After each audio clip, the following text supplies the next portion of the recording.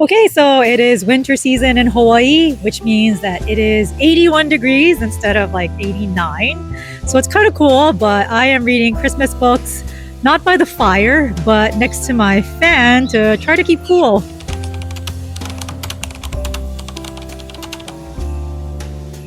Hi, my name is Moana, and this is my reading buddy Spike.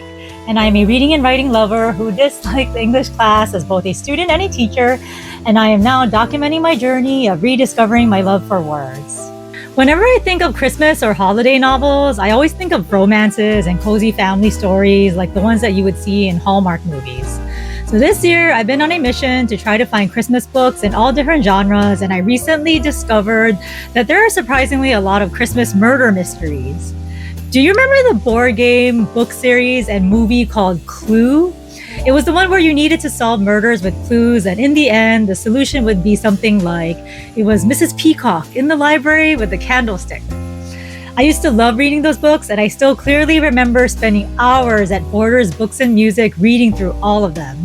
So if you were a fan of Clue, then The Christmas Murder Game by Alexandra Benedict might be the perfect story for you. It's almost like Clue with a Christmas twist, but for an adult audience, because not only are there some graphic details of murder scenes, but there are also some sexually explicit elements to the story. So a possible trigger warning, one of the main elements of this story is suicide. Those details are all minimal though, so I wouldn't consider it a spicy novel if that's more of what you are looking for. Lily, the main character, grew up in a large mansion in the English countryside on an estate that also had a hedgerow maze behind the house.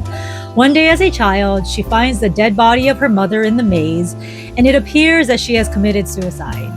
Lily is sent away to the city to continue living the rest of her life away from the mansion.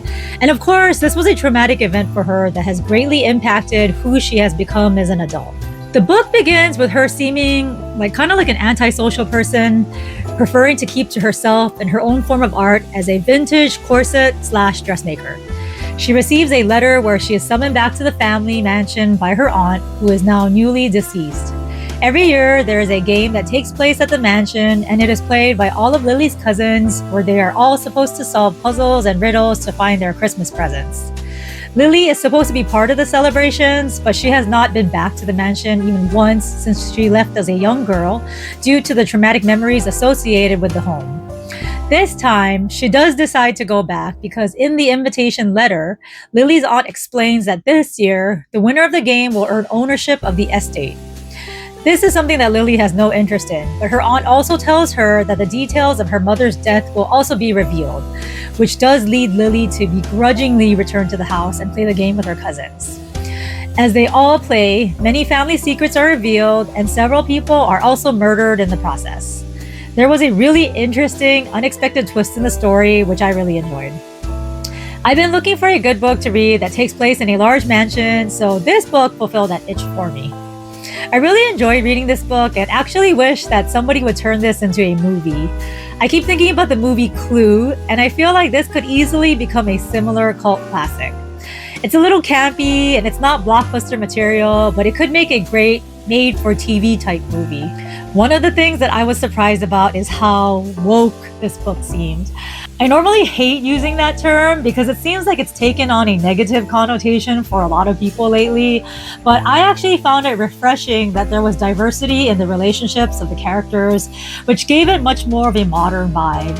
Multiple main characters actually like both men and women, and there is one couple, both of whom are women, who are married to each other and they have a child together. The fact that this story takes place in an English mansion in the countryside and it's about a woman who is a vintage corset maker could make you forget which century it's in. But I think that extra element reminds us that it is taking place in modern times. And what I mean is that extra element of the woke characteristics. This is probably a common theme for many murder mysteries, but the story places great emphasis on the idea that when there is a great fortune at stake, you can't trust anyone, including family. Nobody in my family is incredibly wealthy, so there's no big fortune to squabble over. But it does kind of make you wonder what you yourself or any of your family members are capable of if there was a huge inheritance at stake. I feel like the story was just mainly for entertainment. So to be honest, it didn't have a lot of thought-provoking ideas to discuss. But one thing that did linger in my mind is the idea of home. At one point, there is a scene where we see that for one character, home was not an actual physical place, but instead home was the person that she loved. I found that to be so beautiful and heartwarming, and I really hope that that kind of love is something that actually exists in real life, and not just in a book. It was the kind of love that was based on so much emotional understanding and support over a long period of time, rather than mainly physical attraction, which we tend to see in romance stories where people lust over each other soon after they meet. So I would love to hear from you. Are there any holiday stories that you love? If so, I would love to get your recommendations so that I can add them to my TBR. For my next video, I'm going to share about a very emotionally intense holiday story that I just finished, and I'm still processing my thoughts and feelings.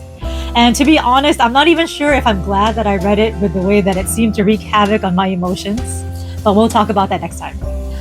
Thank you so much for joining me for this video, and if you enjoyed it, make sure you hit that thumbs up button and subscribe to see more of my book reviews.